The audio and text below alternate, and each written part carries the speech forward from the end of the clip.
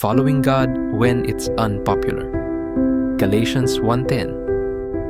Am I now trying to win the approval of human beings or of God?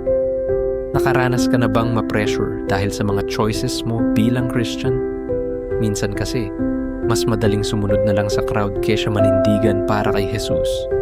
Pero tandaan natin, ang goal natin ay hindi para magpa-impress sa tao, kundi para kalugdan ng Diyos. Sa Galatians 1:10, malinaw si Paul.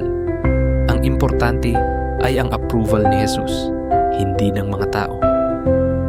Oo, mahirap kapag iba ang pananaw mo sa mga nakapaligid sa'yo. Baka pagtawanan ka or i-judge.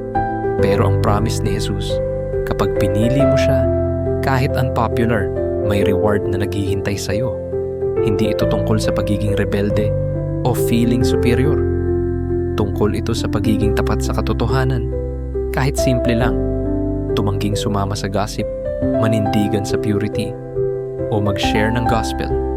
Ang bawat faithful choice ay nakakapagpaluwal ng spiritual growth. Tara, manalangin tayo. Panginoon, bigyan mo po ako ng tapang na piliin ka lagi kahit hindi ito popular.